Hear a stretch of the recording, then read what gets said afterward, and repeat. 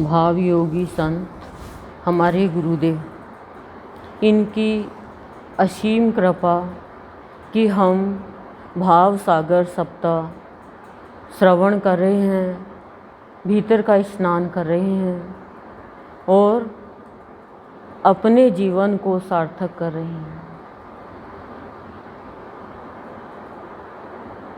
ये भाव निर्झरणी हमारा जीवन सुंदर बनाने के लिए, विचारों के उत्थान के लिए, कठिनाइयों में सामना करने के लिए हमें रास्ता दिखाती है। ये अलौकिक, ये अद्भुत, ये पूजनीय, ये आदरणीय भाव निर्झरणी, इसको कोटि कोटि नमन करते हैं। इसमें गुरुदेव की जो कमाई है हमारे लिए, इस कमाई को हमें कम नहीं होने देना है, हमें बढ़ाते जाना है। आप देखो, गंगा जो है वो कभी भी सूखती नहीं है, चाहे कितनी भी गर्मी पड़ो, लेकिन गंगा आ गई है एक बार ऊपर से नीचे तो सूखेगी नहीं। उसी तरह से जब मनुष्य को गुरु ज्ञान करा देता है तो वो प्राणी कभी भी सुप्त नहीं होता है, कभी भी सूखता नहीं है, सदा वो खुशी खुशी आनंद में जीवन जीता है। कभी भी वो ज्ञान, गुरु का दिया हुआ ज्ञान कम नहीं होता है, ख़त्म नहीं होता है। क्यों? क्योंकि गंगा से भी बढ़कर गुरु के ज्ञान का महत्व है।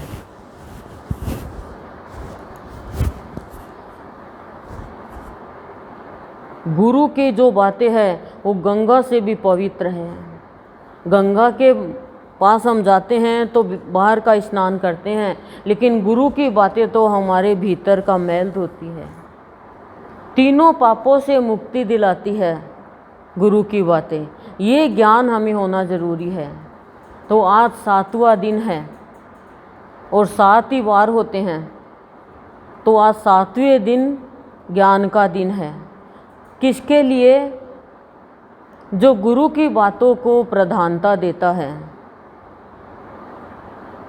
गुरु की बातों को आदर देता है, सत्कार करता है और ध्यान से सुनता है, तो वो प्राणी कभी भी अज्ञानी नहीं रहेगा कि गुरुदेव ने हमें क्या बताया इन 6 दिनों में। आज क्या बताएंगे गुरुदेव? 7वें दिन, जिसे हमें ज्ञान की प्राप्ति हो। अब हम सोचें आज ही ज्ञान मिल जाए, ज्ञान तुरंत भी हो जाता है, पर हमारा धरातल होना चाहिए सुदृढ़, शुद्ध, सुदृढ़ और कोमल, तब ज्ञान होगा। ज्ञान कैसे होगा? एक गुरु के पास में एक शिष्य जाता है कि गुरुदेव मेरे को ज्ञान कराओ। गुरुदेव ने नहीं सुना। 1 दिन, 2 दिन, 3 दिन, 4 दिन, 5 दिन, 6 दिन, 7वें दिन बोला गुरुदेव आप ज्ञान नहीं करा रहे, कितने दिन हो गए कहते हुए। तब गुरु ने कहा कल मैं भिक्षा लेने आऊँगा तेरे द्वार पे। भिक्षा लेने गया तो जो बर्तन था, पात्र था, उसमें गंदगी थी, गंदा करके लेके गया था गुरु। कहा गुरुदेव मैंने आपके लिए खीर बनाई है और आपका ये पात्र गंदा, मेरी तो खीर खराब हो जाएगी। तो गुरु ने कहा ये तेरे को ज्ञान मिल गया आज। क्या गुरुदेव? कि मैंने दिव्य दृष्टि से देखा कि मैं यदि खीर रूपी ज्ञान तुझे दूंगा तो तेरा पात्र अभी साफ नहीं हुआ, तो कैसे साफ होगा? रोज सत्संग में आओ और सत्संग में आकर साफ शुद्ध करो गुरु की अमृत वाणी से, और निगाह रखो, ध्यान रखो, चौकीदारी करो। जैसे बर्तन मांजते हो, कपड़े धोते हो, ऐसे ही रात को दिनचर्या वही रखो, लेकिन रात को ध्यान दो कि मैंने क्या क्या गलत किया, तो वो रात को साफ करो। फिर फिर सुबह दिनचर्या में लग जाओ, छोटी मोटी गलती होगी फिर साफ कर लो रात को, और साफ हो गया तो उसको समेट के रख दो अंदर में। साफ नहीं हुआ तो बाहर निकाल के साफ करो उसको, यानी भगवान का भजन करो, भगवान का नाम लो, उससे साफ हो जाएगा वो। यही तो ज्ञान की बातें हैं। और ज्ञान की बातें क्या है ये बताओ आप। भाव योगी संत की भाव निर्झरणी की अमृतवाणी हम सब सुन रहे हैं, लेकिन आज जो ज्ञान की बातें बताई जाएगी उसमें आप देखना कि क्या बात बताई जा रही है कि ये भाव निर्जरणी की जो अमृतवाणी है, इसका श्रवण और मनन जब भक्त करने लग जाता है और ऐसा ही उसका जीवन बन जाता है, तो भाव योगी संत उसे कभी भी, और वो भी अपने जीवन में कभी भी निरुत्साह नहीं होगा, अरुचि नहीं रखेगा और भक्ति में शिथिलता का पलायन हो जाएगा। ये 3 पॉइंट। हम तो छोटी छोटी बात पे, बड़ी बात तो पता नहीं क्या बवंडर ले आएगी, निरुत्साह हो जाते हैं, उत्साह हमारा ख़त्म।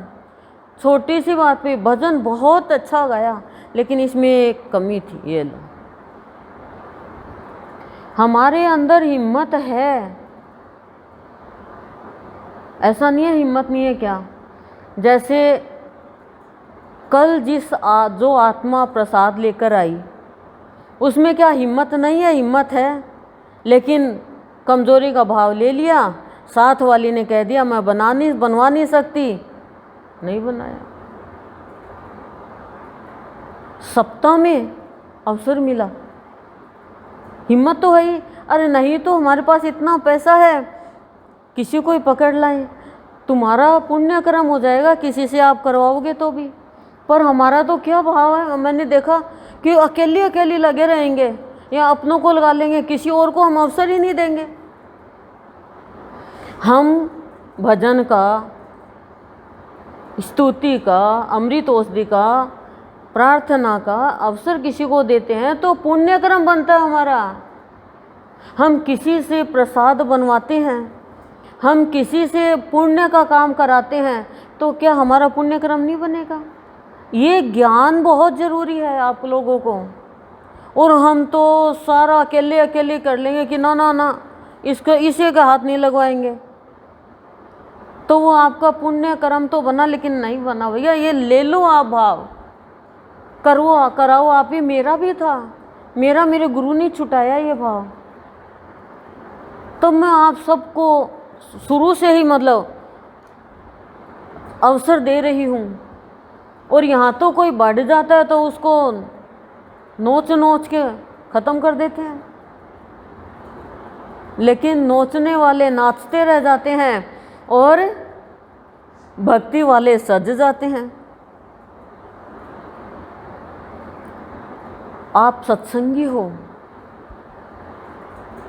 आपको यदि आप सदन में भी कोई सेवा कर रहे हो, ऐसा नहीं है कोई खाली इसलिए आए कि भी दिखावे के लिए करे कि भी कोई देखे तो मैं करूं, नहीं तो चलो छुट्टी, तो ऐसे तो कोई कर्म नहीं होगा। वो तो भाव और भावना से होगा कर्म। देखो पुण्य का ऐसे आप सोचो चलो बता दिया, सुन लिया और हम ऐसा कर लेना ही, उसमें भी चलो हो जाएगा, ऐसा नहीं है।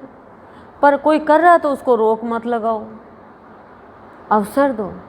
भगवान तो सबको अवसर देते हैं। क्या भगवान खा नहीं सकते, बना नहीं सकते, कमा नहीं सकते? पर भगवान अवसर देते हैं सेवा का। वास्तविक सेवा क्या है? भगवान के बच्चों की सेवा करना। मैंने कहा ना, गृहस्थी में पवित्रता का पालन करना है, गृहस्थी में कपट नहीं रखना है कभी भी। आप पवित्रता रखोगे तो आपको शांति मिलेगी, फिर आपके साथ कोई कपट कर ही नहीं सकेगा। तो निरुत्साह हो जाते हैं हम लोभ के कारण, छोटे विचारों के कारण, और बाकी सब चीज़ों में रुचि है पर सत्संग के लिए अरुचि, भक्ति के लिए अरुचि, और अरुचि तो है ही है, मतलब रुचि नहीं है। बाकी देखो कहीं बुलावा जाना है आपको, कहीं फंक्शन में जाना है, वाह वाह वाह, दवाई ले लेके चल जाओगे, जाना पड़ेगा, क्यों? वो नहीं आएगी फिर हमारे काम पड़ेगा तो। और भगवान को भी तो आपको बुलाना है। तो ये अरुचि, अरुचि बताओ, खाने में अरुचि किसकी होती है? जिसके बुखार है, जिसका जी घबरा रहा है, जिसके उल्टी दस्त हो रहे हैं, उसकी तो रुचि होगी खाने में। बाकी स्वस्थ है वो, उसकी तो रुचि होगी, आने दे और आने दे और आने दे।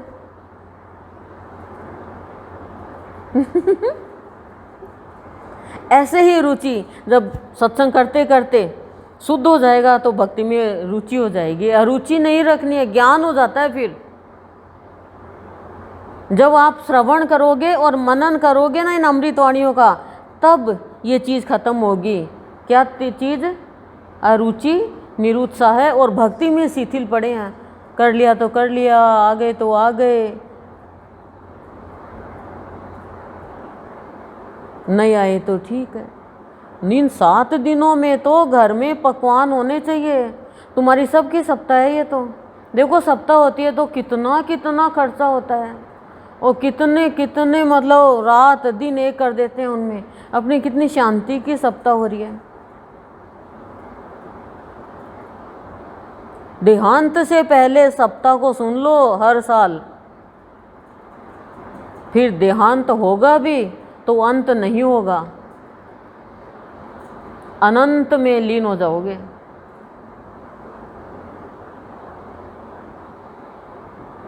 और वो सप्ताह कोई कराएगा तो वो जोड़े से कराएगा। फिर वो जोड़े, चाहे दुकान खुलो मत खुलो, नौकरी पे जाओ मत जाओ, हैं, जोड़े से। और सबको बुलाएंगे, बहन को, बेटियों को, और सबको। बोलो ये तुम कौन सी सप्ताह कर रहे हो? ये ज्ञान है? ठन ठन गोपाल है। एक बार एक सुनार की दुकान थी, वहाँ पे सब ने गेरुआ वस्त्र पहन रखा था, और कोई ग्राहक आता तो दल बना रखा था। 2 जने बोलते केशव केशव केशव, फिर 2 बोलते हरि हरि हरि, फिर 2 बोलते ओम ओम ओम। उनका ये कोडवर्ड था कि ठगना है क्या, भाव गलत बताना है क्या, ये कौन से दल के हैं। उनका ये कोडवर्ड था, और वो सोचते भक्ति में है। सब कहते भाई उस सुनार की दुकान पे जाओ, वहाँ पे धार्मिक लोग हैं। लेकिन वो तो उन्होंने तो ये अपने कमाई का साधन निकाल रखा था। समझ जाते बस। जैसे अपन क्या कहते हैं, कोई आता है तो 2 आंख वाला लिया, और 2 आंख वाला तो आदमी होता है। मेरे को काम बोली 4 आंख तो किसी को होती भी नहीं। मैंने ये कहा तो बोले 2 आंख का मतलब पेड़ा। 2 आंख वाला लिया। कभी भी भक्ति में शिथिलता नहीं होनी चाहिए, यानी वो अज्ञानता है। श्रवण भी नहीं कर रहा है और मनन भी नहीं कर रहा है, बस टाइम पास कर रहा है और कुछ भी नहीं हासिल कर रहा। अपना पेट पाल रहा है और जिंदगी घसीट रहा है, वो कुछ भी नहीं है उसमें। ये मान के चलो आप।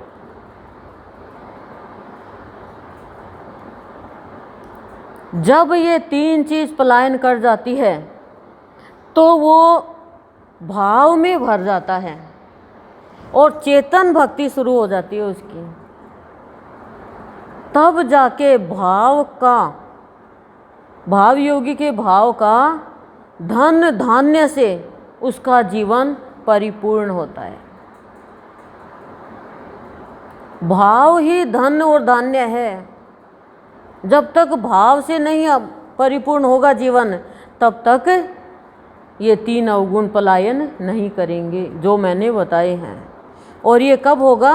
जब अमृतवाणी का आप श्रवण और मनन करोगे, नहीं तो नहीं होगा। अमृतवाणी का निरर्थक बातों का कितनी श्रवण करते हो और कितना मनन करते हो।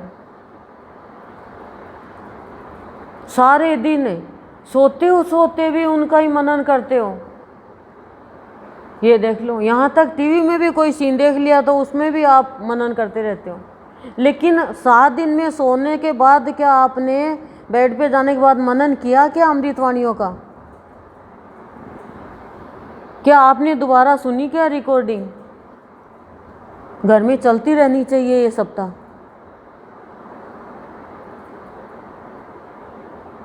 पवित्र होता है घर।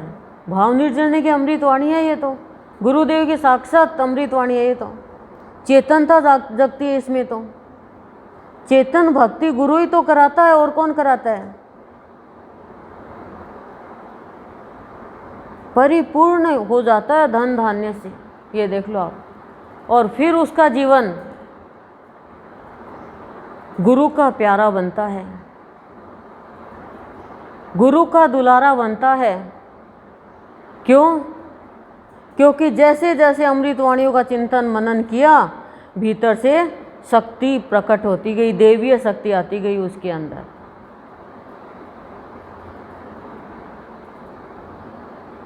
और उसके जीवन की रूपरेखा ही बदल गई।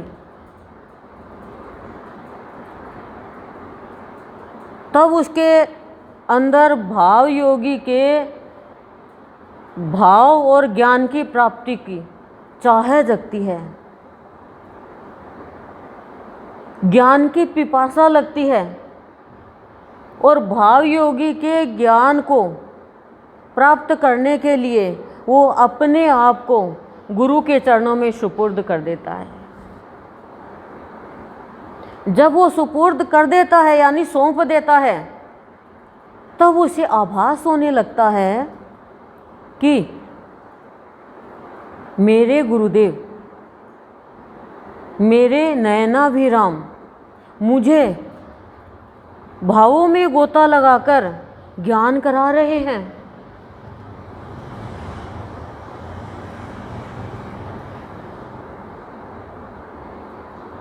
कि भक्ति ही वो सूर्य है। कौन सा सूर्य? प्रेम का सूर्य। जैसे जैसे तू भक्ति करता जाएगा, प्रेम का सूर्य तेरे अंदर प्रकाश फैलाता जाएगा। बिना भक्ति के प्रेम कहाँ जगेगा? प्रेम नहीं जगेगा तो अंधकार में ही पड़ा रहेगा प्राणी। अंधकार में पड़ा रहेगा यानी अज्ञानता ही बनी रहेगी।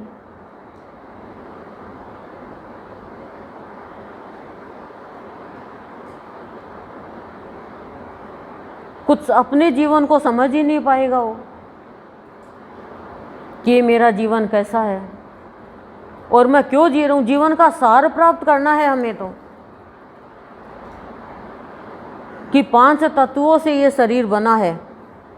इस शरीर में भगवान कहाँ विराजमान है?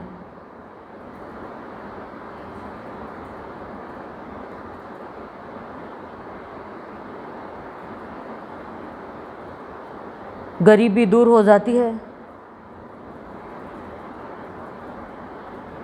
और भाव योगी के भावों को प्राप्त जब कर लेता है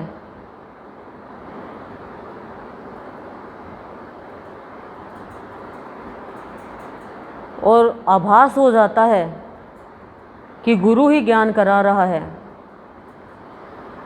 तो वो अपने इष्ट की आरती, प्रत्येक अंग अंग की आरती आर्त भाव से, शांत भाव से, दुखी भाव से करता है। एक एक अंग की आरती करता है वो, ऐसे नहीं करता वो। एक एक अंग की, कि हे प्रभु मैं एक एक अंग की आरती इसलिए कर रही हूँ कि मेरे एक एक अंग को प्रेम के प्रकाश से प्रकाशित कर देती हूँ।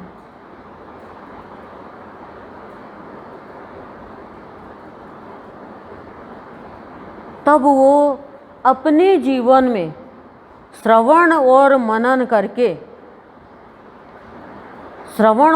करेगा तो वो उसको पता चलेगा कि अच्छी बातें क्या है और खराब बातें क्या है। जितना जितना वो मनन करेगा, भक्त है, प्राणी है, उतना उतना वो भगवान के नज़दीक पहुंचता जाएगा और उसका जीवन एक तीर्थ स्वरूप बन जाएगा।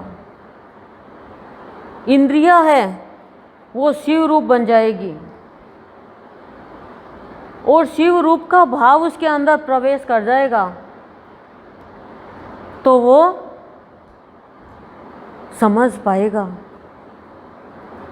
सक्षम हो पाएगा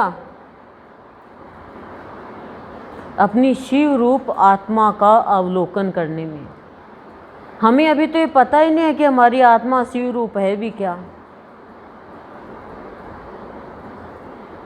अभी तो हम समझ ही नहीं पा रहे हैं। फिर वो गुण ग्रहण करने लग जाएगा और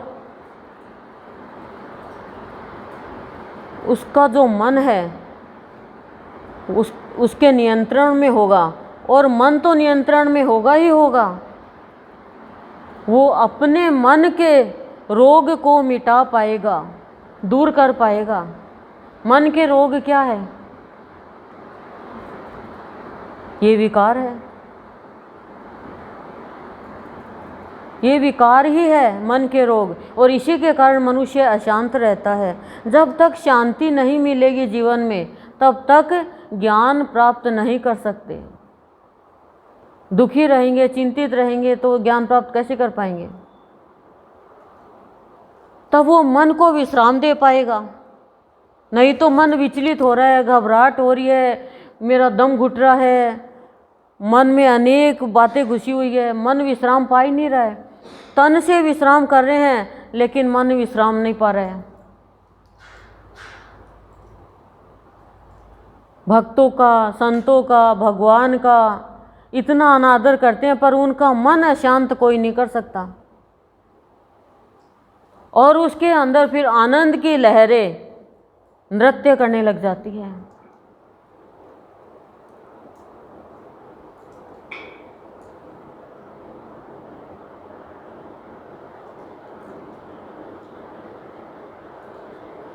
और तब वो समझ पाता है कि मेरे भाव योगी ने मुझे सांत्वना का प्रबोध भाव दिया है। भाव योगी संत गुरुदेव हमारे सांत्वना का प्रबोध भाव देते हैं, यानी हर परिस्थिति में हिम्मत देते हैं, ढांढस बंधाते हैं। यदि हिम्मत नहीं है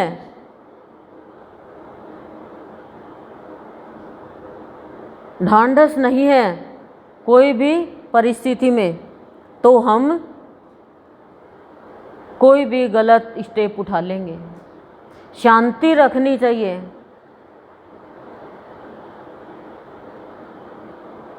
और वो समझ पाता है फिर कि मैं अब भ्रमर के जैसे भिन्न भिन्नाहट का कार्य छोड़कर तितली के जैसे रसपान करूं। ये गुरु का विशेष ज्ञान है। हम थोड़ा सा मिलते ही भिन्न भिन्नाहट करने लग जाते हैं, भूं भूं भूं, ये मिला ये मिला ये मिला, और तितली शांति से रसपान करती है। तभी वो धर्म के रास्ते पर चल पाता है। कबीर जी जब काशी जाते हैं तो क्या होता है, वो सोचते हैं कि हालांकि उनको ज्ञान है, वो तो राम राम राम बोलते ही जा रहे हैं छोटे से ही,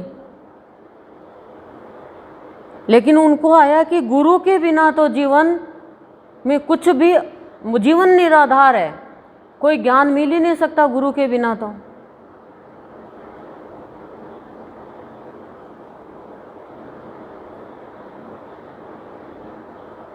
गुरु के बिना कोई ज्ञान नहीं उपजता है, गुरु के बिना कोई दोष दूर नहीं कर सकता है, गुरु के बिना कोई मार्ग नहीं दिखा सकता है।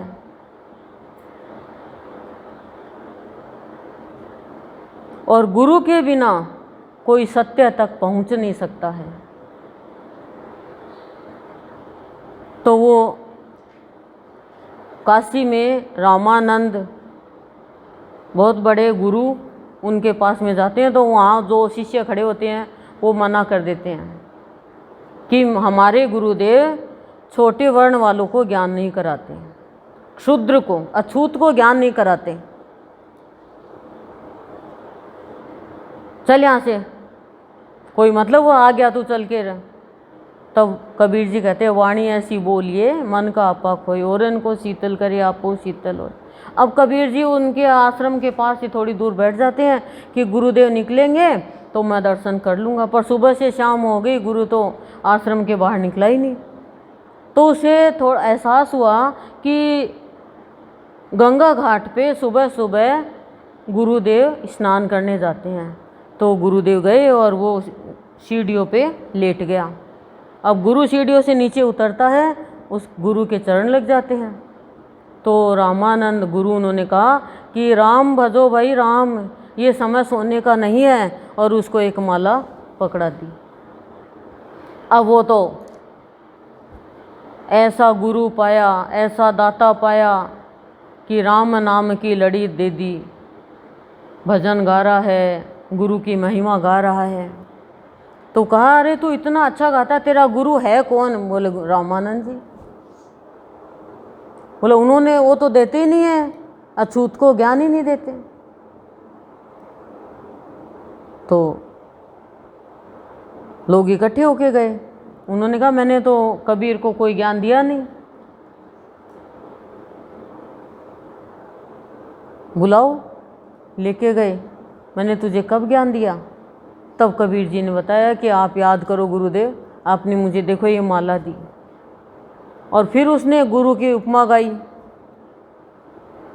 तब कहा कबीर तू रोज आना मेरे सत्संग में, ज्ञान के लिए कोई वर्ण की जरूरत नहीं होती है।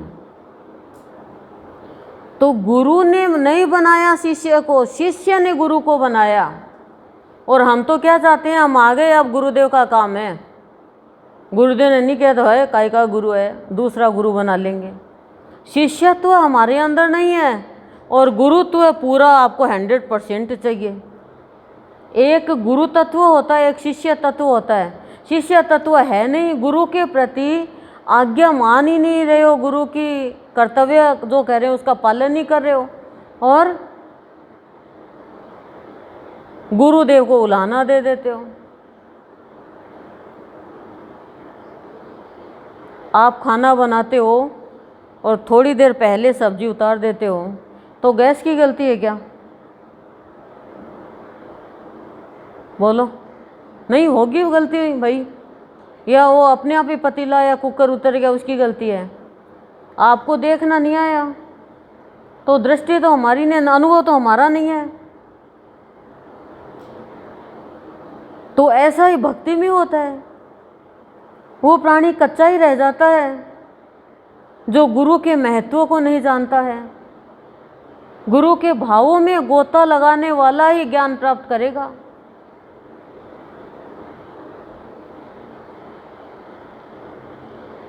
नहीं, कैसे ज्ञान की प्राप्ति होगी बताओ? गुण ग्रहण करना बहुत जरूरी है। जब तक गुण ग्रहण नहीं करोगे तब तक अवगुण लेते जाओगे। एक बूंद जब आसमान से आती है ना, तो वो सोचती है कि मैं कहाँ जाऊंगी, मेरा क्या अस्तित्व है। यदि मैं गरम गरम धरती पे गिर गई तो मैं जल जाऊंगी, यदि मैं रेत पे गिर गई तो मैं रेत का रूप ले लूंगी, और यदि मैं कीचड़ में गिर गई तो मैं कीचड़ का रूप ले लूंगी। मेरा क्या अस्तित्व है? मैं चल तो पड़ी ऊपर से, लेकिन मैं निरर्थक नहीं चली जाऊं।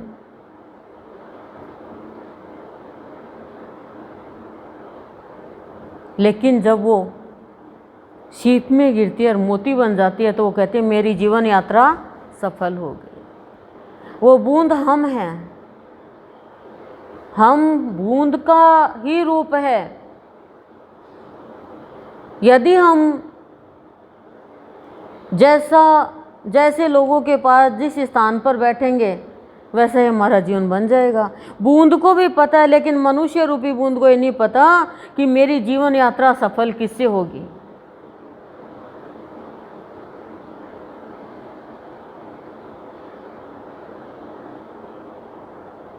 तो जितने भी भक्त हुए हैं, कबीर जी हैं, देखो इतना सताया लोगों ने। कबीर जी को अछूत मानते थे।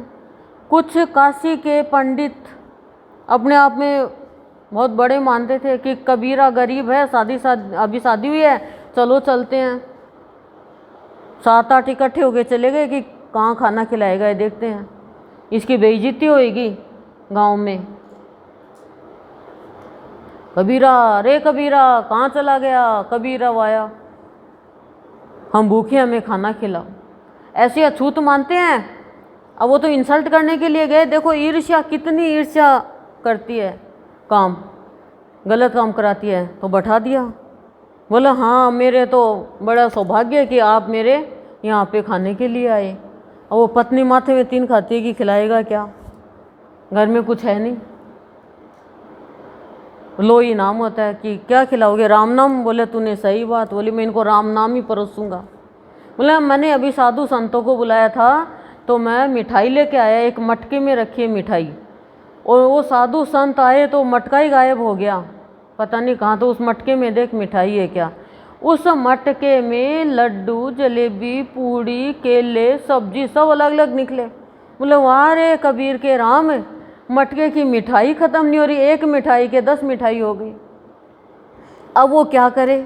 अछूत के घर खाएं कि नहीं खाएं? नहीं खाएं तो अनाज का अपमान, और खाएं तो ये अछूत। तो निर्णय किया भाई खा लो, अब आई गए तो गलती तो अपनी है।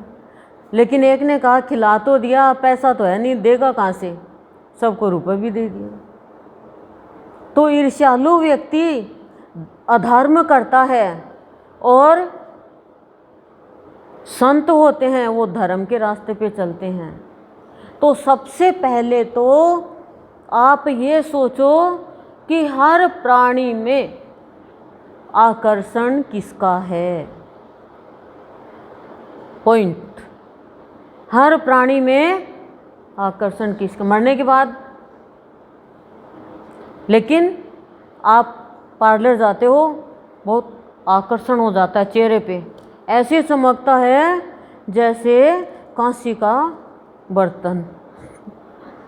भाई वो पीला पड़ जाता है, उसके बाद उसको चमकाते तो अलग ही चमकता है। देखो ऐसी शाइनिंग देता है, लेकिन कितने दिन के लिए? वो आकर्षण है क्रीम का, वो क्रीम का आकर्षण है। लेकिन मनुष्य के अंदर यदि वासना का, धन का, दुनियादारी का आकर्षण है तो वो तो नश्वर है। वास्तव में आकर्षण किसका है? परमात्मा का। अर्जुन, युधिष्ठिर, इन सब को कह दिया वेद व्यास जी ने कि अब तुम चले जाओ। कृष्ण के जाते ही अर्जुन को छोटे से चोर ने भी लूट लिया। क्यों? कृष्ण भगवान का आकर्षण था। तो वाणी में आकर्षण, चेहरे पे आकर्षण, व्यवहार में आकर्षण, यानी खिंचाव भक्ति का होना चाहिए। संतों का चेहरा देदीप्यमान होता है। क्यों? क्योंकि वो भगवान को पहचान लेते हैं। आकर्षण उनमें भगवान का होता है। और भगवान जब वो शरीर छोड़ के जाते हैं तो भी सब उनका दर्शन करते हैं, तब भी उनमें वैसा ही आकर्षण रहता है। और हमारा तो मुंह ढक देते हैं, हम तो देखते हैं परिवार में। तो क्यों ढक देते हैं? इसलिए ढक देते हैं कि शर्म करे, जीते जी तो अच्छा काम किया नहीं, अब मुंह ढकेगा तेरा। संतों का कोई मुंह नहीं ढकता। बोलो, गलत काम करे तो ऐसे मुंह कर लेंगे। आप देखो कई बार टीवी में दिखाते हैं, वो ढक देते हैं तो नीचे गर्दन करते हैं, पर अच्छा काम करोगे तो मैंने किया, मैंने किसने किया, वो छुप जाएंगे हम। तो पहली बात तो आप ये ज्ञान रखो कि आकर्षण किसका है, ठीक है। दूसरी बात, रचनहार कैसा है, रचनहार कैसा है। कबीर जी ने क्या कहा, रचनहार को चिन्ह ले, रोटी को क्या रोए। रोटी थोड़ी रचना करेगी, ये नश्वर चीजों ने थोड़ी हमारी रचना करी है। रचनहार कौन है, वो भगवान। वो हमारी इंद्रियों को भक्ति की शक्ति देके शिव रूप बना देते हैं, और शिव रूप इंद्रियों में देकर के विष्णु रूप बना देते हैं।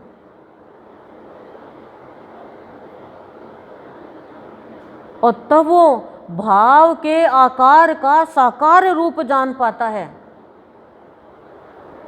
और जब भाव के आकार का साकार रूप जानेगा, जैसे आकर्षण समझ लेगा, मेरे अंदर मेरे भगवान का आकर्षण है।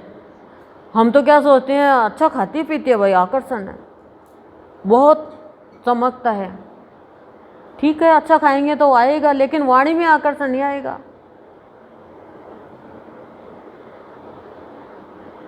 वाणी में आकर्षण तो सत्य से ही आता है। तो इंद्रियां जो है ना,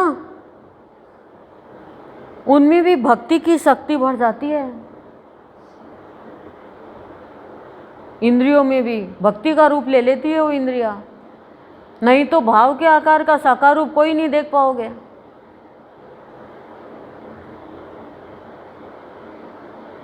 साकार रूप क्या, कि भावमय जीवन हो जाएगा उसका। जैसे रामकृष्ण परमहंस के भाव के आकार का साकार रूप था।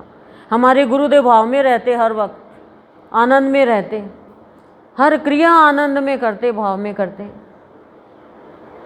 और हम भाव में रहते हैं, थोड़ी देर में अभाव में आ जाते हैं। इतनी देर में क्या हो गया, मुंह फुला लिया। इतनी देर में क्या होगा, सुस्त हो गई। इतनी सी देर में और कोई पुरानी बात याद आ गई। क्या बात याद, नहीं पुरानी बात तो नहीं है, वो छोरी की याद आएगी, शास्त्र में ठीक तो है ना। अरे तो वो तो ठीक ही हो गया अपने ससुराल। अरे नहीं रे, छोरे की याद आ गई, उसको खाना खाया कि नहीं खाया। ये है हमारा। तो अब आकर्षण खत्म हो जाएगा। हम भगवान के हैं, भगवान हमारे हैं, तो चिंता वो करेगा।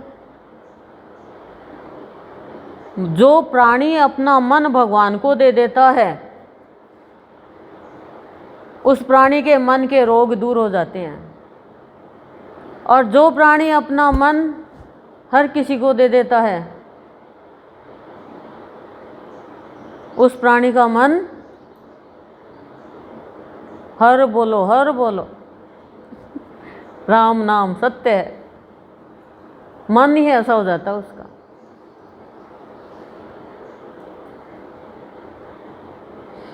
जब भाव का प्रबोध जीवन में मिलता है, यानी पूर्ण ज्ञान, तो वो अपने विचारों को शोध करता है।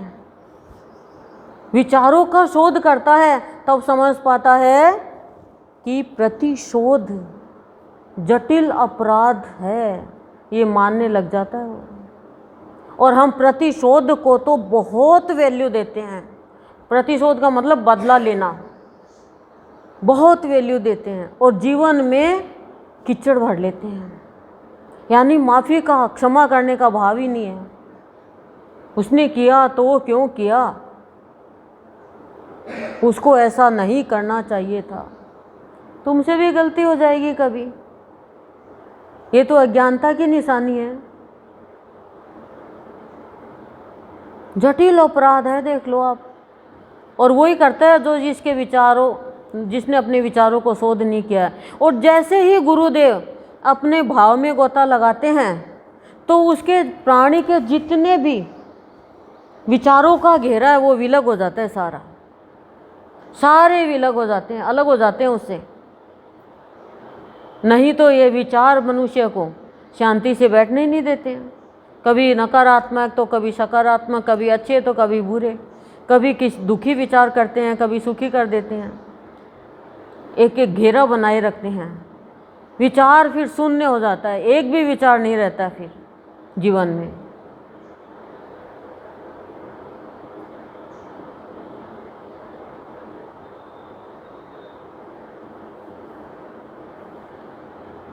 और फिर वो समझ पाता है कि रचनहार मेरा भगवान है, कोई दुनिया नहीं है रचनहार। थोड़ा सा ज्ञान ले लिया, थोड़ी सी भक्ति कर ली, थोड़ा सा नाम ले लिया, थोड़ा सा नाम हो गया, वो कोई रचना नहीं है। भगवान ने हमारी रचना करी है। रचनहार कौन है? हमारा भगवान। और हम रचनहार हर किसी को ही बना देते हैं। अरे रचनहार को हृदय में चिन्हो ना। तीसरा पॉइंट, धर्माचरण कैसा हो। संत कभी भी धर्म से हटकर कुछ नहीं करते।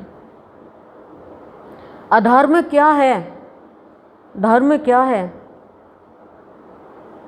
मैंने आपको गुरुदेव के साहित्य में बताए हैं धर्म के 10 लक्षण, धर्म और शिष्टाचार में। धृति, क्षमा, दमोस्ते, शोच, इंद्रिय निग्रह है,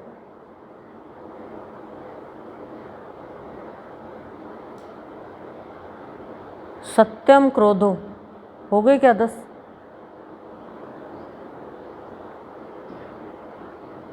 धीर, विद्या, सत्यम, क्रोधो,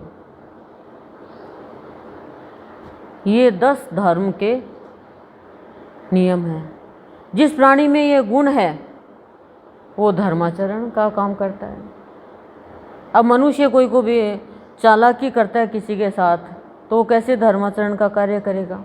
जैसे आपको एक बात बताती हूँ। एक बार अकबर की सभा लगी हुई थी, तो बीरबल तो बहुत होशियार था, चतुर भी था, लोगों को बीरबल से ईर्ष्या थी। तो वहाँ के एक मंत्री ने कहा कि बीरबल चतुर है तो मान जाए बीरबल ये काम कर दे तो क्या? बताओ। अकबर ने कहा बीरबल तो बहुत होशियार है। तो कहा बैल से दूध निकाल दे तो बीरबल को मान जाऊं कि हाँ चतुर है। बोले बैल से दूध? बैल कैसे दूध देगा? बोले बीरबल तो कर सकता है ऐसा काम। बीरबल को बुलाया। बीरबल बोला 1 दिन का टाइम दे दो। राजा को भी चक्कर, सबको चक्कर पड़ गया, बैल से कैसे दूध निकलवाएगा ये? बैल दूध देता ही नहीं है, बैलनी तो दे दे, गाय तो रात को जोर जोर से आवाज़ आई राजा के महल के पास। राजा ने कहा, सिपाही को बुलाया। अरे बोले कौन आवाज़ कर रहा है रात को? चुप कर उसको। चुप करके आया, लेकिन वो बंद ही नहीं हुआ। फिर जोर जोर से आई तो राजा फिर उठा। बोला कौन है ये जो हमारी नींद में खलल डाल रहा है? बुला के लाओ उस अपराधी को। तुमने बंद नहीं करवाई आवाज़? बोला बंद करवाई थी लेकिन कर ही नहीं रहा। बुला लाए जी मुजरिम को। तो बोला अंदर लाओ। बोले बच्ची है एक। बोले चाहे बच्ची हो, बच्चा हो, या जो जवान हो, चाहे बूढ़ा हो, किसी के नींद में खलल डाल रहा है, आधी रात को क्या काम कर रहा है ऐसा? अंदर लाओ। बच्ची को बुलाया। बोले तुम आधी रात को क्या कर रही थी? बोले मैं कपड़े धो रही थी। बोला आधी रात को तू कपड़े धो रही थी, घर पे क्यों नहीं जाती? बोले मेरी माँ तो अपने मायके गई और मेरे पिता के संतान हुई है, तो मैं रात को ही कपड़े धो रही, मेरे को टाइम नहीं मिलता। बोले तो क्या बोल रही है छोरी, तेरी माँ मायके गई तो पिता के संतान कैसे हो गई? बोले आपके राज्य में कुछ भी हो सकता है। तो कहा कैसे? बोले आपके राज्य में बैल दूध दे सकता है तो मेरे पिता संतान पैदा क्यों नहीं कर सकता? अकबर जान गया कि हाँ बीरबल की चतुराई है ये तो प्राणी सोचता है कि ईर्ष्या के कारण और जो प्राणी की प्रसिद्धि हो रही है उसको खत्म कर देंगे। नहीं, ईश्वर का आकर्षण है तो ईर्ष्या आ ही नहीं सकती। ईर्ष्या वाले में आकर्षण कहाँ है बताओ आप? क्रोध वाले में आकर्षण कहाँ है? वो तो अधर्म कर रहा है। दुर्योधन कितना अधर्म कर रहा है। वो बोला मैं धर्म को जानता हूँ पर मेरी रुचि नहीं है।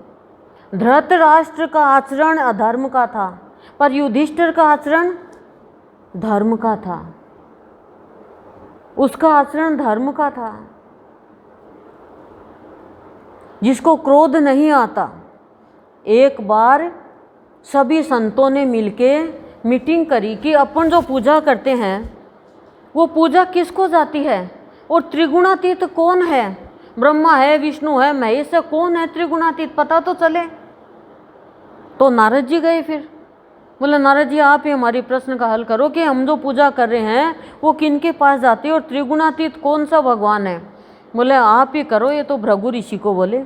आपको पता होगा भृगु संहिता जो ये ज्योतिष शास्त्र है उन्होंने ही लिखी है, उसमें ही लिखा हुआ सारा जो लिखते हैं ना ये पंडित लोग, भृगु संहिता में ही देखते हैं। तो बोले ठीक है। अब भृगु ऋषि सबसे पहले ब्रह्मलोक जाते हैं, वहाँ पे माँ सरस्वती, ब्रह्मा जी, देवी देवता ब्रह्मलोक में बैठे रहते हैं और वो वीणावादिनी अपना सुर निकाल रही रहती है। तो भृगु ऋषि कहता बंद करो ये आवाज़, जोर से बोलते हैं, नहीं सुनता, फिर बोलते हैं, फिर तीसरी बार बोलते हैं। तो ब्रह्मा जी कहते हैं भृगु तू मेरा पुत्र है और तुझे इतना भी ज्ञान नहीं कि अपने पिता से तू आदर चाहता है, जोर से आवाज़ बोलता है, बोले मेरा अनादर कर दिया। बोले पिता से का आदर करना चाहिए क्या, या अनादर करना चाहिए, तू तो मेरा अनादर कर रहा, खुद का आदर चाह रहा है। बहुत तेज गुस्सा है ब्रह्मा जी को। बोला बस पिताजी मैं ये देखना चाह रहा था कि आपको क्रोध आता है क्या। नारद जी मुस्कुराते हैं, शिव जी के पास गए। शिव जी और पार्वती दोनों चौसर खेल रहे थे। तो नंदी को कहा कि मेरे को शिव जी से मिलना है। बोले नहीं, हम बीच में विघ्न नहीं डालते उनके कमरे में। बोले मैं जा रहा हूँ। बोला नहीं आप रहने दो, बोला श्राप दे दूंगा। अब नंदी भी हट गया, कमरे में गए तो शिव जी को गुस्सा दिला दिया कि संतों के लिए कोई रास्ता थोड़ी बंद होता है, संतों के लिए तो हर रास्ता खुला होता है। बोले तुम आए कैसे इसमें, मैं तुम्हें मेरी क्रोधाग्नि से जला दूंगा। तीसरी आंख खोलते हैं, पर पार्वती पास में होती है, वो कहती है नहीं स्वामी, भृगु ऋषि के साथ ऐसा मत करो आप। बोला प्रभु आपको तो क्रोध आ गया। बोला क्रोध तो मेरा स्थायी भाव है, लेकिन भृगु तूने इतना काम किया कि तू भगवान की भी परीक्षा लेने चल पड़ा, नहीं तो डर लगे। भगवान को तो पता ही था। फिर वो विष्णु भगवान के पास गए। विष्णु भगवान और माँ लक्ष्मी बातचीत कर रहे थे।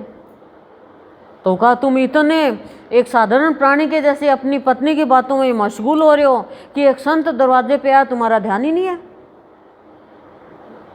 विष्णु विष्णु करते हैं, विष्णु भगवान जानबूझ के नहीं सुनते हैं।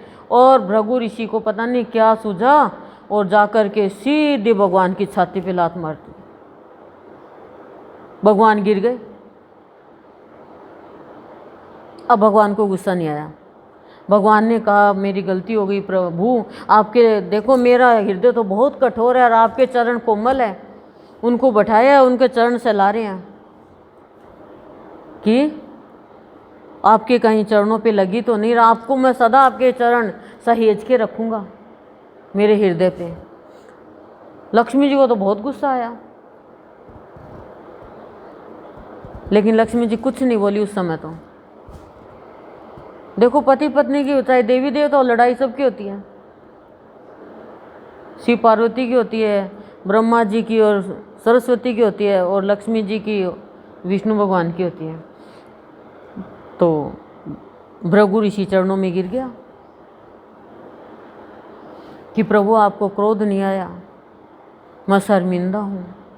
अब आप धरती पे अवतार लो, आपकी बहुत ज़रूरत है, आपकी सदा सदा पूजा होगी। आप ही पालनहार हो सच्चे, आप त्रिगुणातीत हो। और वैसे ही हमारे गुरुदेव हैं, वो ही विष्णु का रूप। और गुरुदेव हमें अपने भक्त को जब ज्ञान करा देते हैं तो शिव भाव इंद्रियों में भर करके शिव रूप प्रकट करके और विष्णु रूप बना देते हैं। इंद्रियां शिव भाव में रहती है और उसका रूप भक्त का विष्णु रूप का बन जाता है। वो कितनों का ही भक्त है, भगवान की भक्ति दे करके पालन करता है। चलना सिखाता है, और भक्त ही बताता है क्या कि गुण ग्रहण करो, अवगुण लोगे किसी का तो कुछ भी नहीं मिलेगा।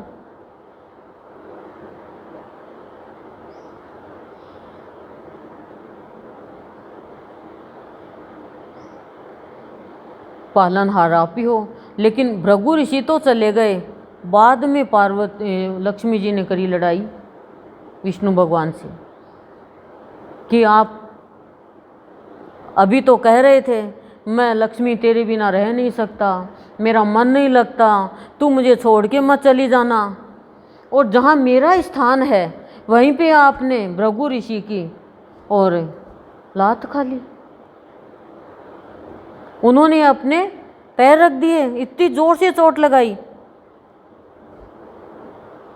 और आप कुछ नहीं बोले, फिर भी आप कह रहे हो कि मेरा हृदय कठोर है। जहां मेरा स्थान है वहीं पे मार दी उसने। आप झूठी बात करते हो, आपको प्यार है ही नहीं मेरे से, अब मैं आपका विष्णु लोक छोड़ के जा रही हूँ। लक्ष्मी मत जा, लक्ष्मी मत जा, लक्ष्मी मत चली गई। ये देवी देवता नहीं चलाया शायद, तो चली गई लक्ष्मी। पीछे पीछे ब्रह्मा जी, उसके पीछे शिव जी, उसके पीछे विष्णु भगवान कि माते आप मत जाओ, आपके बिना तो कुछ भी नहीं है यहाँ पे, कोई वैभव नहीं, कोई ऐश्वर्य नहीं।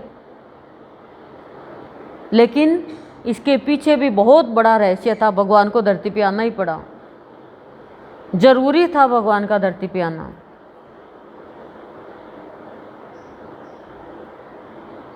नहीं तो जीवन जीना कोई सिखा ही नहीं सकता है यहाँ पे। भगवान अभी भी है धरती पे, पर अज्ञात रूप में है। ज्ञात रूप में हो तो आप हंसी उड़ाओगे। अभी हमारे गुरुदेव आपके सामने प्रत्यक्ष रूप में आ जाए तो आप क्या कहोगे, बहुरूपी आए तो। गुरुदेव तो कब के चले गए शरीर छोड़ के, आप विश्वास ही नहीं करोगे। खाली भक्ति है, एक विश्वास करता है।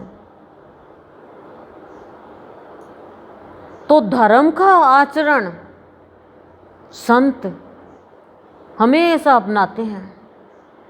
धर्म का उनके आचरण में क्रोध नहीं होता है।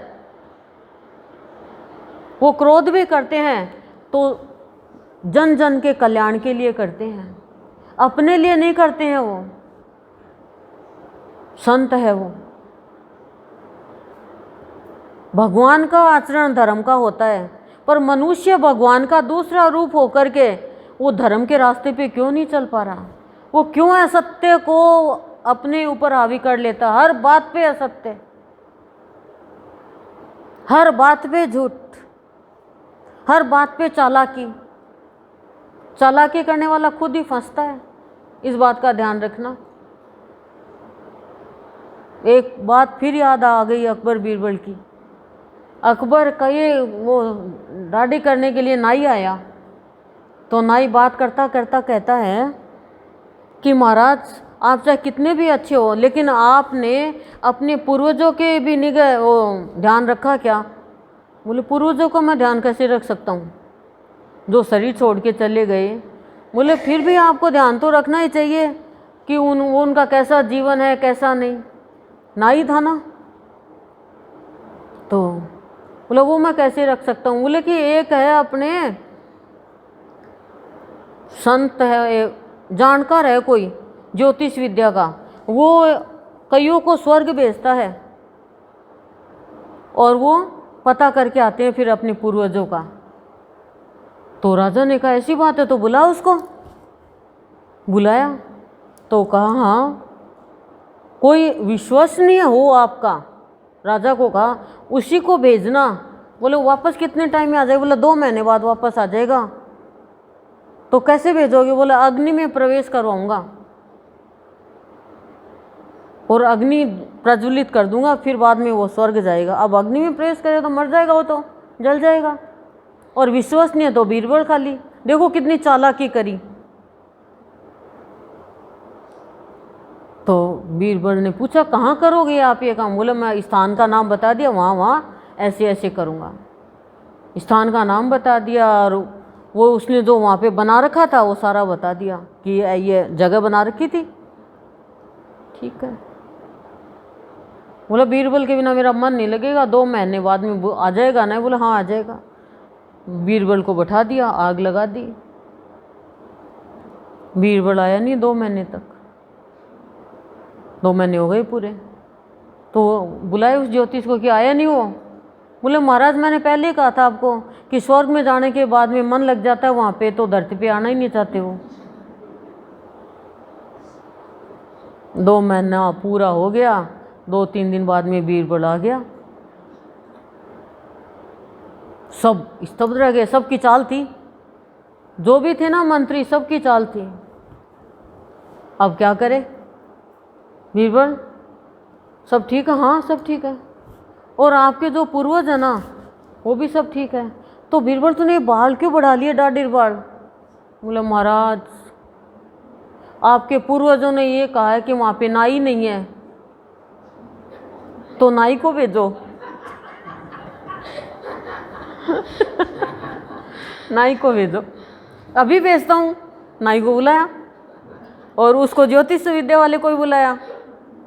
बोला हमारे पूर्वज है और तो सारी सुख सुविधा है, बीरबल ने बताया है, लेकिन नाई नहीं है।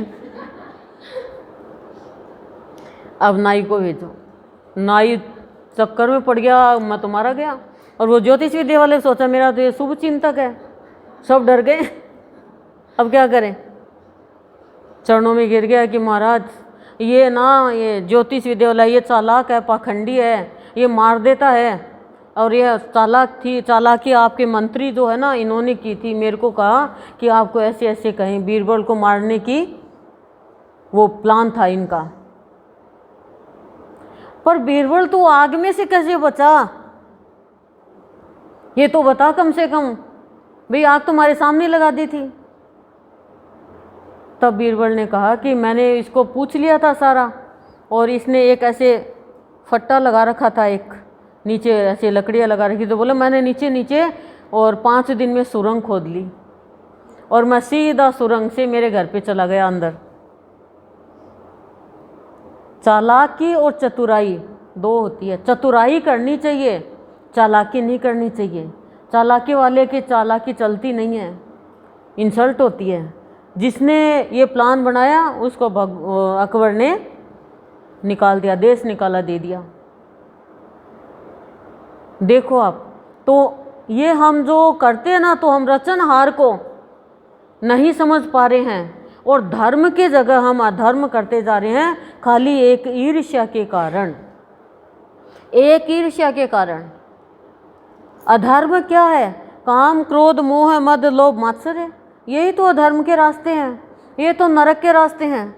लेकिन संतों को कितना भी सताओ, उनका आचरण धर्म का होगा, शुद्ध आचरण होगा। वो किसी की बुराई नहीं करेंगे, किसी को दुख नहीं देंगे, किसी पे झूठा क्रोध नहीं करेंगे और अपनी विद्या का सही उपयोग करेंगे। उनके अंदर हर हाल में 100% धैर्य रहता। सबसे पहला धर्म है धैर्य, दूसरा है क्षमा, तीसरा है दम यानी कंट्रोल करना इंद्रियों का, और चौथा है अस्ते यानी कोई भी चीज़ की चोरी नहीं करना। 5वां है सोच, यानी जो हम दिनचर्या हमारे कार्य है वो हम पवित्रता से करें। फिर इंद्रिय निग्रह, इंद्रियों के ऊपर कंट्रोल, ये धर्म के काम है, धर्म के आचरण के। फिर उसके अंदर धीर विद्या, विद्या विनय देती है और धीर भाव होता है, उसके अंदर संयम होता है। राम जी में कितना संयम है, देखो हमारा तो संयम 1 मिनट में टूट जाता है। फिर है असत्यम क्रोधो, कि वो कभी भी क्रोध नहीं करता और असत्य नहीं बोलता। ये मनु संहिता में है 10 धर्म के लक्षण, ये धर्म का आचरण है। ये धर्म का आचरण हर सत्संगी को अपनाना चाहिए। आप किसी से भी ईर्ष्या करके उसको अच्छे काम से हटाना चाहोगे, लेकिन भगवान के जिसके ऊपर अच्छे काम करने वाले के ऊपर भगवान की कृपा होती है, भगवान उसको और दूसरे और भी अच्छा अवसर दे देता है। दुनिया तो दूर करती है भगवान से और भगवान ही नजदीक आ जाता है उसके। बोलो नहीं आता? भगवान ही नज़दीक आ जाता है, उसे जाना ही नहीं पड़ता।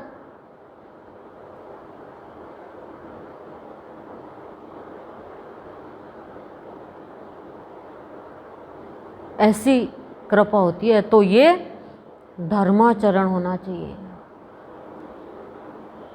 और चौथा पॉइंट, निरर्थक कटुता का ज्ञान, ये जरूर होना चाहिए मनुष्य को। बिना ये कारण कटुता का व्यवहार, कटुता को तो कट करो, ज्ञान ही नहीं है हमें।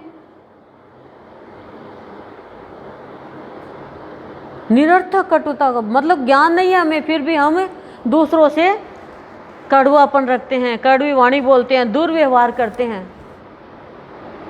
क्यों? क्योंकि हमारी विचार से वो गलत है।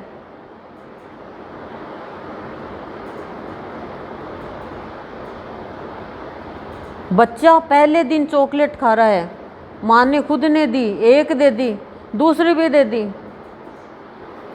तीसरी भी दे दी, चौथी भी दे दी। अरे आज इतनी क्यों दे रही? आज तो मेरी एनिवर्सरी है। अब बच्चे को तो एनिवर्सरी का नहीं पता ना। अब बच्चा दूसरे दिन लेगा तो बच्चे के एक चांटा मार देगी। बच्चे ने कहा कल तो मामा आपने 4 दी, आज 1 में ही चांटा मार दिया। तो कहा कल मेरी एनिवर्सरी थी, मम्मा आज मेरी एनिवर्सरी है। अब उसको एनिवर्सरी का पता नहीं कि एनिवर्सरी क्या होती है। पता है क्या? मेरी तेरे पापा के साथ शादी हुई थी तो मम्मा मेरी भी करा दो शादी। शादी को एनिवर्सरी बोलते हैं। तो बच्चे को क्या पता, उसको तो चॉकलेट खानी। तो कटुता का व्यवहार हम किसी से भी करते हैं। जैसे दुर्योधन ने अपने ही भाइयों से कटुता का व्यवहार किया, लेकिन पांडवों ने नहीं किया। कृष्ण भगवान हमेशा धर्म के रास्ते पे चले और चलाए, और विदुर जी धर्म के रास्ते पे चले, महाभारत के युद्ध में गए ही नहीं वो। अधर्म मैंने आपको बता दिया, धर्म बताया, धर्म का उल्टा अधर्म हो गया। सत्य बोलोगे धर्म है, असत्य बोलोगे अधर्म है। क्रोध करोगे अधर्म है, क्रोध नहीं करोगे तो वो धर्म है। यही तो बता रहे हैं। तो किसी से भी आप कटुता का व्यवहार करोगे, निरर्थक कटुता का, तो उसका ज्ञान नहीं है आपको, तो फिर आपका जीवन सार्थक नहीं होगा। और हम करते हैं, किसी का नाम हो रहा है, किसी का काम हो रहा है, किसी की प्रसिद्धि हो रही है, किसी की ख्याति हो रही है, किसी को सुख मिल रहा है, तो उससे हम कटुता का व्यवहार करते हैं, खराब व्यवहार करते हैं। ये निरर्थक है, ऐसा नहीं करना चाहिए मनुष्य को। ऐसा करने से क्या होता है, जो मिला हुआ होता है ना वो भी छीना जाता है। पुण्य पाप कर्म हो गया, पाप कर्म हो गया तो वो पुण्य कर्म खत्म हो गया। जिसको जितना भाग्य में लिखा उतना तो उसको मिल ही रहा है। अब आप कटुता का व्यवहार करो, मान लो मेरे से कि ये क्यों बोल रही है कुर्सी पे, तो न तो आपकी शक्ति मेरे को उतारने की और न मेरी शक्ति बोलने की। बोलने वाला बोल रहा है और ना आप सुन रहे हो, सुनने वाला सुन रहा है। आप तो अपने भाग्य को सराहो कि हमें ये बातें सुनने को मिल रही है।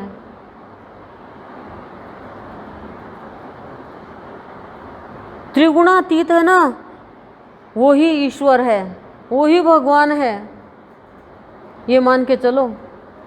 और जो धर्म का आचरण रखता है, ये मनुष्यता के गुण होने चाहिए। हम तो पशुओं से भी गलत व्यवहार कर लेते हैं। पशुओं ने क्या बिगाड़ा है? पशुओं से बच के चलो। ऐसे ही आपको अपने दुर्गुणों से बच के चलना है। आप दूर से आ रहे हो, कुत्ता भौंक रहा है, भौंक रहा है कुत्ता। अब कुछ बच्चे आ रहे, बच्चे भौंकने लग गए कुत्तों के साथ ही। किसी ने कहा अरे क्या कर रहे हो तुम, कुत्ते हो क्या?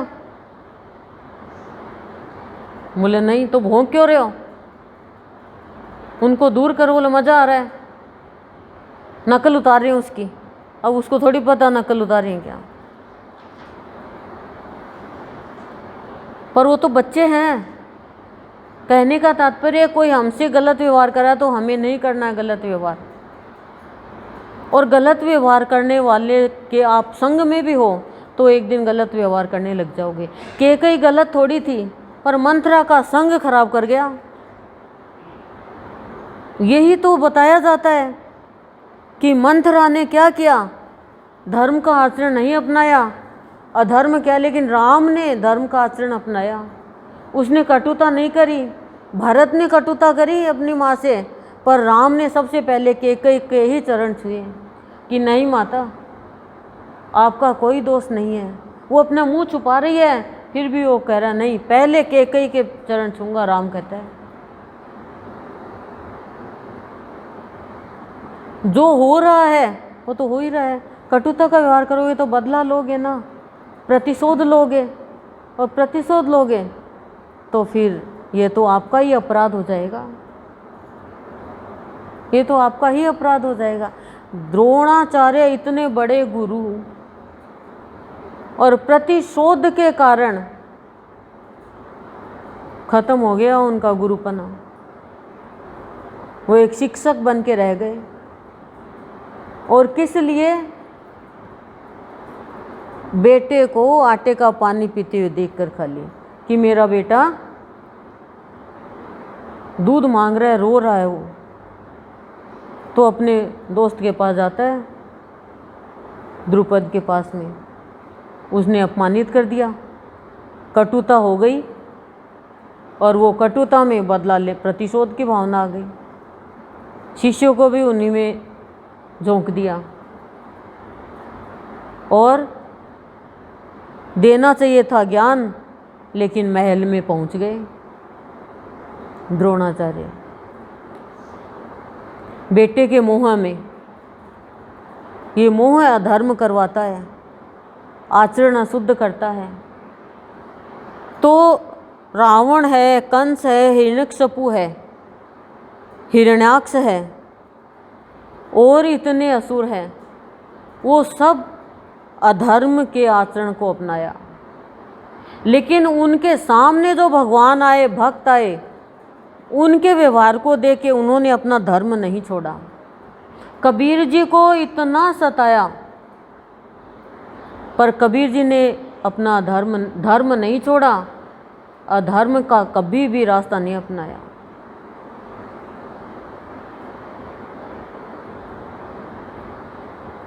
कभी भी। संतों को क्रोध आता ही नहीं है, और आता है साल में 1 या 2 बार, तो किसी के अच्छे के लिए आता है। वो ऊपर ऊपर से ही किसी को कुछ बोलते हैं, हम तो भीतर में गांठ बांध लेते हैं छोटी छोटी बातों की। तो ज्ञान प्राप्त होगा कैसे, ज्ञानवान बनेंगे कैसे, ये बताओ आप। तो आज गुरुदेव बता रहे हैं, कब जाना कहाँ जाना आज भी रहस्य बना हुआ है। कब जाना यह सब ने, कब जाना कहाँ जाना, जहाँ जहाँ न हो यहाँ वहाँ न हो, हाँ ना न हो। प्रश्न किया है कि मनुष्य का जीवन मिला, लेकिन कब जाना, सब ने कब जाना, किसी किसी ने जाना कि ये सृष्टि भगवान की बनाई हुई है, सृष्टि नियंता भगवान है, सत्य में ही शक्ति है। स्वयं को कब जाना, इतने इतने भगवान ने अवसर दिए, फिर भी कब जाना। रावण को इतना अवसर दिया भगवान ने, कब जाना, और कहाँ जाना, कहीं नहीं जाना उसने। क्यों नहीं जाना, क्योंकि अहंकारी था। मेरे अंदर ही ज्ञान है, मेरे अंदर ही सब कुछ है, मैं शक्तिशाली हूँ, क्या करेगा विष्णु। भक्ति करने वाले को भगवान मांगता है, वो देता है, लेकिन फिर उसको सफलता प्राप्त नहीं होती। भगवान युक्ति से उसको असफल करते हैं।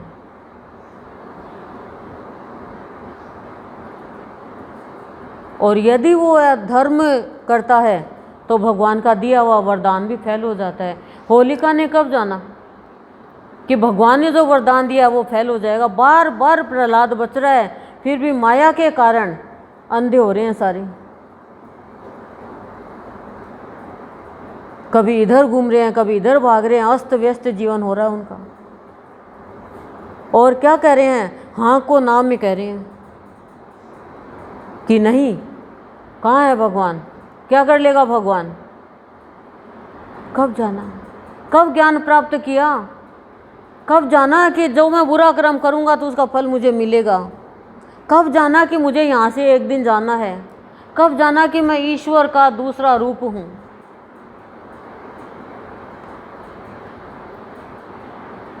खाली भेदभाव करता रहा। गुरु के पास आकर भी प्राणी ज्ञान प्राप्त नहीं कर पाता है। गुरु मंत्र से क्या होगा, मंत्र होना चाहिए। जीवन भाव भक्ति के रंग में रंग जाता है तब प्राणी जान पाता है कि मैं कुछ नहीं, मेरा कुछ नहीं, जो कुछ है वो प्रभु तेरा है और तू है। तब जान पाता है वो, नहीं कैसे जानेगा। अज्ञानी प्राणी कहाँ जान पाएगा। दुर्योधन जान पाया क्या, धृतराष्ट्र जान पाया क्या। इतना समझाया भगवान ने लेकिन समझने का नाम ही नहीं लिया उसने। उसको दृश्य भी दिखा दिया फिर भी नहीं समझा वो। प्राणी ठोकर पे ठोकर खाता जाता है पर फिर भी वो जान नहीं पाता कि संसार में मेरा कोई नहीं है भगवान के अलावा। फिर भी कहता है ये मेरा, ये मेरा, ये मेरा। उन्हीं के लिए रोना, उन्हीं के लिए पूरी जिंदगी झोंक देना। और फिर वो ही कहते हैं कि क्यों ऐसा हुआ। मतलब कई तो टाइम से पहले बुढ़ी भी हो जाती है चिंता के कारण। लेकिन कब जाना, सामने बोलने लग जाते हैं बच्चे, फिर भी नहीं जाना कि नहीं मुझे तो मेरा कर्तव्य का पालन करना है। कब जाना कि मैं चिंता क्यों करूं जब मेरा भगवान चिंता करने वाला है। तो कर्ण नहीं जान पाया, स्वयं को कह दिया, भगवान ने इतना समझा दिया तू कौनते है, फिर भी वो जानने का नाम ही नहीं ले रहा है कि नहीं मैं तो राधे ही हूँ। तो मनुष्य क्यों नहीं जान पाता इन छोटी छोटी बातों को कि मैं बुरा कर्म करूँगा, अच्छा कर्म करूँगा, अच्छा व्यवहार करूँगा, बुरा व्यवहार करूँगा, मैं जैसा भी करूँगा वो मुझे मिलेगा। कब जाना कि यदि मैं ईर्ष्या में गलत काम करूँगा तो उसका फल मुझे ही मिलेगा। कब जाना, कब जाना कि ये तो आज इसकी अर्थी जा रही है, एक दिन मेरी भी जाएगी। कब जाना। वो तो ऐसे बात करते जैसे हम तो अमर हैं। क्यों नहीं जाना, क्यों नहीं जाना। किसी नहीं जाना क्योंकि वो कभी यहाँ कभी वहाँ घूमता रहता है, एक जगह स्थिर नहीं हो पाता। बस शरीर को ही सब कुछ मानता है वो प्राणी। शरीर में रहने वाली जो शरीरी है उधर ध्यान नहीं है। आत्मज्ञान को कब जाना, कब लिया आत्मज्ञान। ब्रह्म ज्ञान को कैसे जाना, नहीं जाना। गुरु के बिना ब्रह्म ज्ञान कराएगा कौन। गुरु ही तो है जो मंथन करता है हमारे अंदर, संकीर्ण तुच्छ विचारों को हमारे से अलग करता है, सोचने के लिए मजबूर कर देता है कि सोच तू, लेकिन अच्छा सोच सबके लिए। कब जाना कि कृष्ण भगवान ही वो त्रिलोकी के नाथ है। शिशुपाल ने नहीं जाना, कहा अरे शिशुपाल तू रुक जा, मैंने बुआ को वरदान दिया है 100 से 1 गाली भी ऊपर हुई तो तेरी गर्दन काट दूंगा मैं। नहीं जाना, नहीं माना, छोड़ दिया सुदर्शन चक्र। मनुष्य अपनी मनमानी करता है और गुरु की बातों पर ध्यान नहीं देता है, कान नहीं देता है। कब जाना कि बिना ज्ञान के भक्ति प्राप्त नहीं हो सकती, और भक्ति प्राप्त नहीं होगी तो वैराग्य नहीं आ सकता, और वैराग्य नहीं आएगा विकारों से, विषय विकारों से, तो उन्हीं में उलझे रहेंगे, गलत गलत व्यवहार करते रहेंगे और घूम घूम के यहीं आते रहेंगे। हर चीज़ को मनुष्य जान लेता है लेकिन अपने जीवन को नहीं जान पाता है, भगवान की शक्ति को नहीं जान पाता है, उसे अनजान बना रहता है। अनजान था रावण, और फिर कभी इधर जाता है, कष्ट आता है तो कभी उधर जाता है।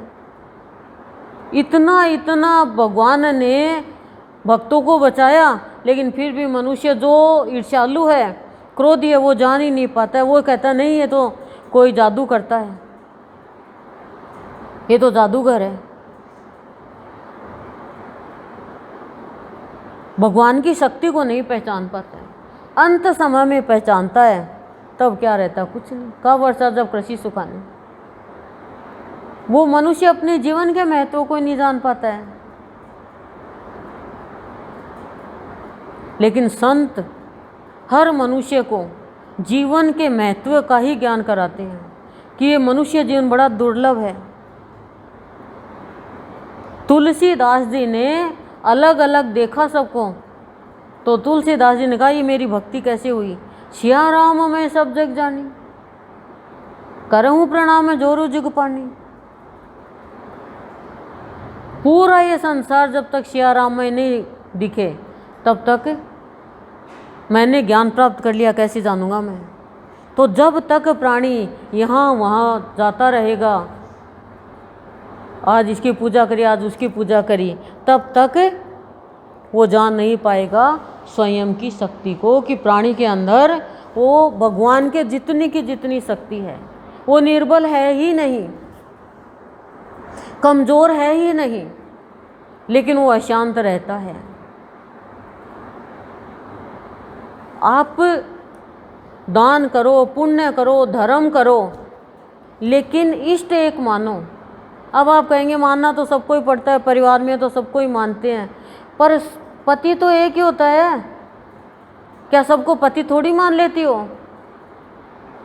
सास भी है, ससुर भी है, जेठ भी है, देवर भी है, सब है अपने, बड़ों को प्रणाम भी करना चाहिए, लेकिन पति तो एक ही होता है। उसके साथ जो मेल मिलाप होता है वो सबके साथ थोड़ी हो जाता है। बच्चे किसके होते हैं, बच्चे किसके होते हैं, पति के। पति के नहीं हो तो बताओ, पति के तो होते हैं ना। मेल मिलाप किसे होता है, अंदर की बात किसे कहते हैं। तो जब परमात्मा रूपी पति आपका नहीं बनेगा तो आपके भक्ति रूपी बच्ची कैसे होगी। आपको बच्ची तो चाहिए नहीं, आपको चाहिए बेटा, तो बेटा है भाव। अब आपको भाव रूपी बेटा कैसे होगा। आपको तो भगवान को तो पति माना नहीं आपने, तो बोलो तो कैसे होगा, आप ही बताओ। आपके साथ कोई भी कुछ भी व्यवहार करे, आप सही व्यवहार करके चलो, धर्म का आचरण अपनाओ, जीवन सुलभ हो जाएगा। नहीं तो शांत नहीं रहोगे, कभी भगवान की शक्ति को, गुरु की कृपा को नहीं जान पाओगे। जो कुछ भी हो रहा है ना, अज्ञात से गुरु ही करवा रहा है, बस ये जानना है, लेकिन इधर उधर भटकते रहोगे। आज तो गुरुजी का प्रवचन सुन लिया, गुरुजी को मान लिया, फिर किसी और कहीं चले गए। वो अपनी जिंदगी को ही उलझा रहा है वो प्राणी। ससुराल ही आओगे आप, कहीं और थोड़ी जाओगे। आप बताओ, आप फिर कोई कह भी दे री मैरिज कर ले, अरे एक ही न्याल कौन करे, तो दूसरे की क्या करे, री मैरिज क्या करें, दूसरी शादी क्या करें। तो आपके साथ तो एक ही है, एक भगवान ने हल नहीं करा तो दूसरे के पास जाएं। अब कैसा चाल चलन है, बोलो। चालू बहुत बनती हो ना, मैं तो गुरुजी नहीं देखूं। अरे गुरुजी नहीं देख तो गुरुजी ना गुरुजी में ही देख ले। इतनी बड़ी भक्ति हो गई क्या तुम्हारी कि सबको गुरुजी में दर्शन कर ले हम।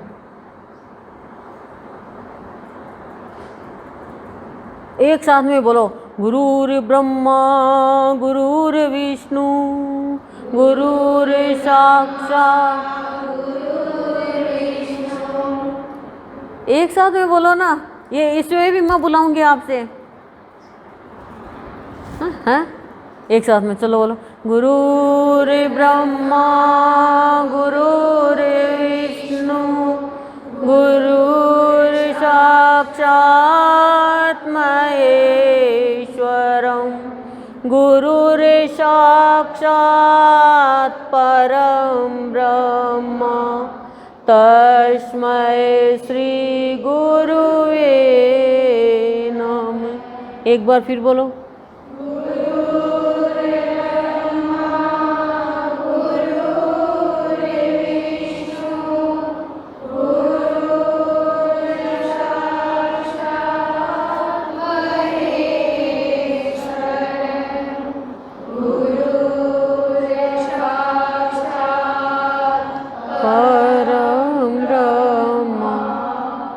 तस्मै श्री गुरुवे नमः।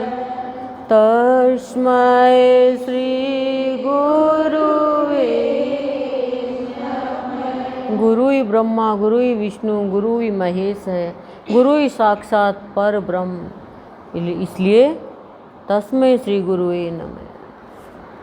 इसलिए नमस्कार करते हैं, लेकिन फिर भी हम भटकते जाते हैं।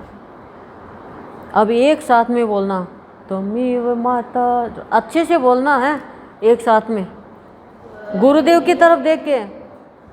त्वमेव माता च पिता त्वमेव त्वमेव बन्धुश्च सखा त्वमेव त्वमेव द्रविणं त्वमेव त्वमेव सर्वं मम देवो देव मम देवो देव। आज आपको